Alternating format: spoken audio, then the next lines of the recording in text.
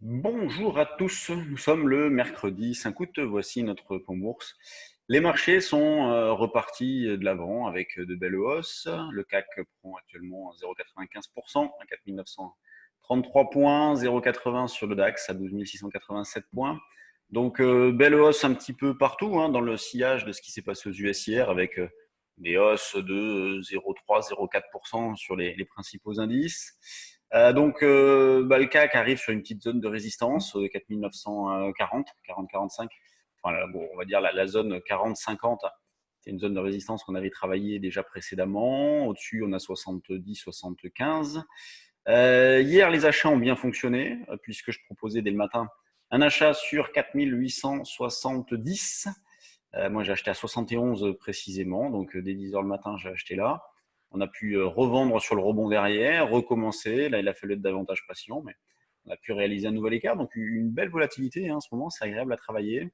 On a des marchés qui retracent, qui rebondissent avec de beaux écarts, une belle fréquence d'écart.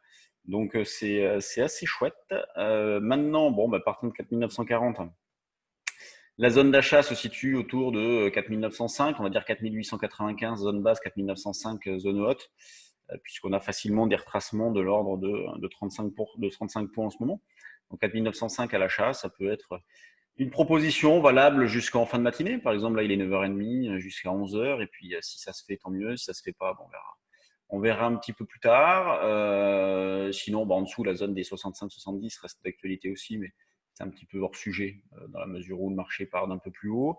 Hier, Soldax proposait un achat sur 12 560 qui a bien fonctionné, puisque ça, même si on est passé un petit peu en dessous, ça nous a quand même permis de faire un écart, notamment en sortant sur 620. Donc ça fait toujours 60 points pour recommencer. Donc on a pu tricoter dans cette zone d'aller-retour entre 540 et 620.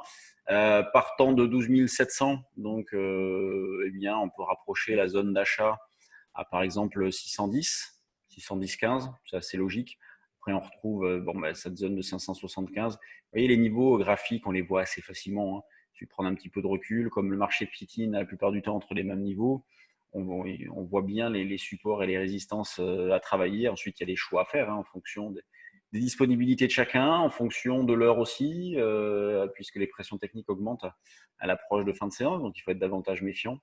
L'eurodoll, lui aussi, est reparti de l'avant, puisqu'on a franchi les 1,18 après avoir tapé les 1,17 en début de semaine. Donc lundi, 1,18-23 actuellement. Ce matin, je propose un achat vers 1,17 75-80. Donc c'est vraiment dans cet esprit-là. Ça reste toujours d'actualité. Oui, c'est un petit peu loin, mais il faut toujours penser au potentiel de gain lorsque l'on achète. Donc faut pas essayer de payer trop cher. Et donc attendre un retracement jusqu'à ce niveau-là, ça serait parfait. Sur les options, on continue. Alors je vous disais qu'en début de semaine, on avait racheté des options vendues. Donc là, encore parfait, le timing, tout ça, c'était nickel. Et donc, on continue de travailler avec des ventes de call spread sur le fond. Donc, ça marche très bien. Ça permet vraiment de profiter de la dérive latérale que nous avons depuis des mois et puis de trop d'air que nous avons par moment à l'image de ce qu'on a eu en fin de semaine dernière. Donc, c'est vraiment la stratégie qu'il faut mettre en place dans les semaines encore à venir. Alors, à un moment donné, ça ne marchera plus, c'est sûr, le contexte changera. Mais on aura accumulé tellement d'écarts et de toute façon, notre risque est fermé, donc on craint pas grand-chose du tout. Sur les actions, hop, je change d'espace de travail. Donc on a eu les chiffres d'accord ce matin qui sont inférieurs aux attentes, accord qui perd 3%. Voyons voir donc, quand on classe, donc c'est accord la plus forte baisse du CAC. Ensuite Sanofi qui est proche de l'équilibre.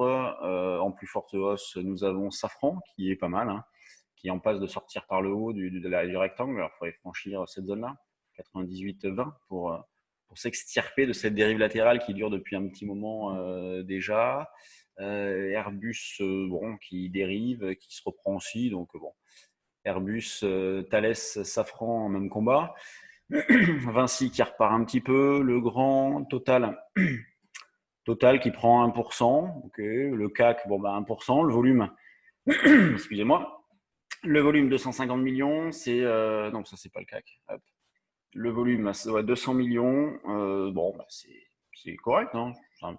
Hier, on était un petit peu plus. Hier, on était autour des 400, me semble-t-il. Donc, la diminution du volume, c'est normal, au vu de la période. BNP, LVMH.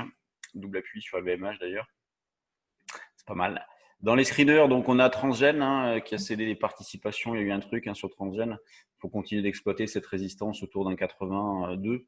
DBV, il y a eu une news aussi. Bon, hier, ça a été le Gadin. Ça repart un petit peu. Inventiva. Donc, Genfit qui repart, donc qui revient sur ses niveaux d'après Gadin.